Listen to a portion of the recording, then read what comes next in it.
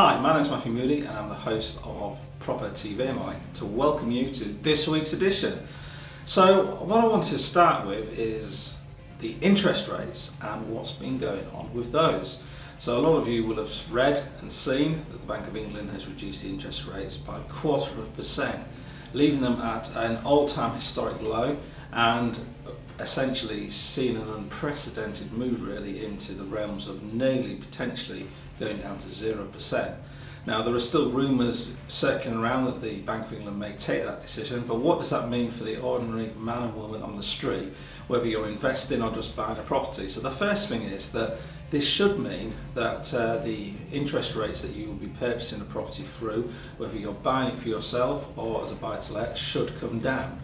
Now we probably won't see those rates come through straight away, but certainly the more proactive high street banks are probably already looking at their product line and probably going to be getting out some new rates very shortly. Now for those of you that already have a mortgage, what does this mean? Well, effectively if you're on a fixed rate, it means no change at all, unfortunately. If you're on a variable rate, it's unlikely that we'll see much change to that straight away. In fact, most variable rates at the moment are around about the 5% figure.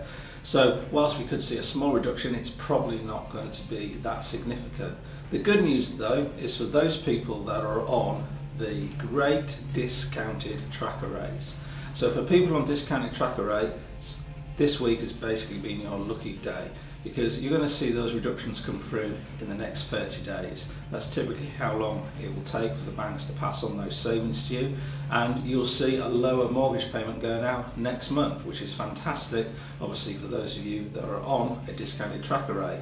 Now what does that mean for the rest of the economy? Well, for savers it's bad news. So for anyone that's got a savings target in mind, maybe you're trying to get 3 months worth of salary, you're trying to build up a nest egg of 50,000 or whatever it may be, it means it's going to take you a lot longer to get there. The saving rates in the last 4 or 5 years have been pretty poor anyhow, and they're only going to get worse because of the low interest rates right now.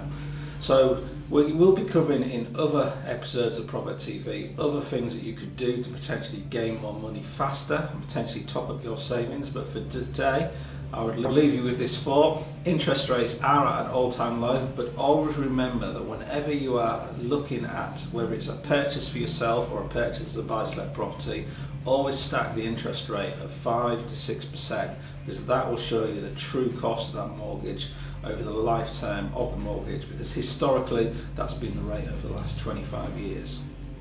So the next topic I want to come on to is something that is beginning to somewhat annoy me, and this is around the fines that are being handed out to landlords. Now don't get me wrong, I'm all in favour of finding rogue landlords, and there are far too many rogue landlords out there. But what really gets me is the councils have all of these powers and all of these authorities that they can effectively do in terms of taking over properties, yet they're still taking far too long to get on top of these rogue landlords. Even in our home city of Northampton, it's estimated there's at least 1,000 people that haven't yet applied for their licence despite being in the selective licensing area, which means they're operating illegally, but still the rogue landlords carry on. And to my mind this poses a greater problem and a greater question, which is what are the councils doing to become more proactive and work with landlords to actually improve the housing stock? And so far I'm not seeing a huge amount of proactive councils getting out there and actually making a difference. Yes, I'm seeing lots of selective licensing, additional licensing, schemes for this, schemes for that, but to be honest, let's be fair, most of these are just a revenue generating exercise for the council.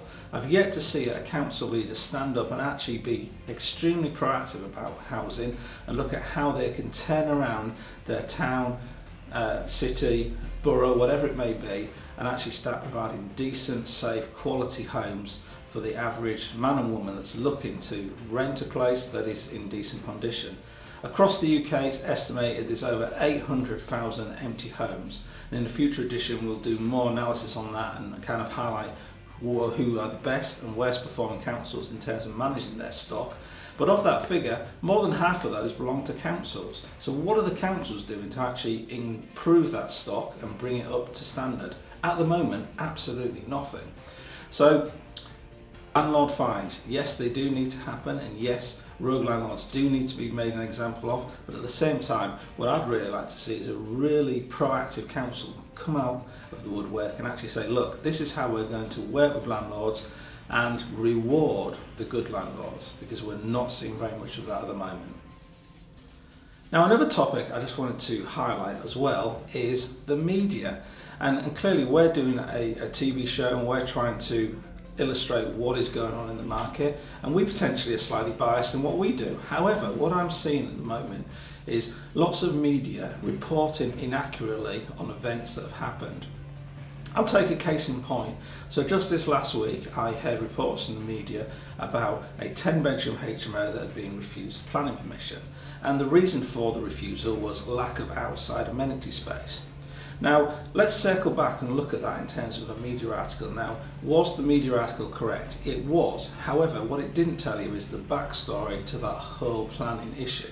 And there was lots of people jumping on this article and saying, well, you know, the landlord or the investor should have applied for planning earlier, or they should have worked with the planners, etc., etc. However, what the media article didn't say is that prior to that planning being refused, there was also planning refused for a 12-bedroom apartment and a 10-bedroom apartment on the same site. That site has been derelict for nearly 7 years now, so it's generating very little income to the council. It's an eyesore to the local area, and in terms of what that particular council are doing, which incidentally is Sefton Council if you're interested, to actually proactively work with landlords and investors to bring buildings back from disuse into actually being used for something, very little at all.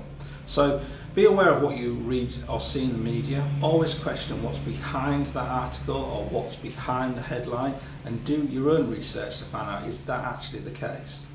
So we are going to get back to reporting on companies and figures and what's going on in the industry next week, because there's a lot of stuff happening and I do want to cover it. But for now I want to leave you with this thought.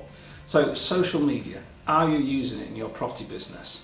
Now, I speak to a lot of property investors, and to be frank, very few of them are using social media effectively or at all. And the challenge with social media is you've really got to choose your battles carefully. So you be aware of Facebook, there's Twitter, there's LinkedIn, there's Google+, there's a whole bunch of different routes to market in which you can get your message out there to the client or person that you are targeting.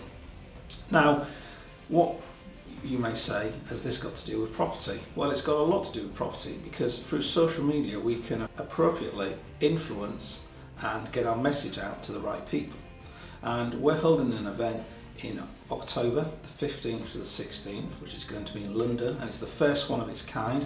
We're working with some great people from the US, and we're bringing them over to help teach people who are in business and in real estate how to use social media effectively to really brand yourself and start to create for yourself an image and an online presence. So the Social Entrepreneur Summit is going to be held in London, as I said.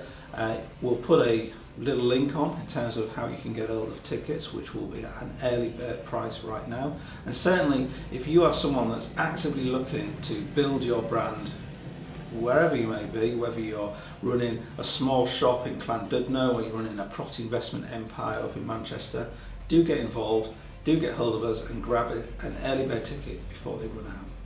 So that's all for this week's edition of ProperTyV. As I said, next week we'll be back with more news and commentary on what's going on with companies in the sector, and also some reports that have just come out regarding certain ways in which the sector can improve. And I look forward to speaking to you next week. Thanks a lot for listening, and I'll see you soon. Bye bye.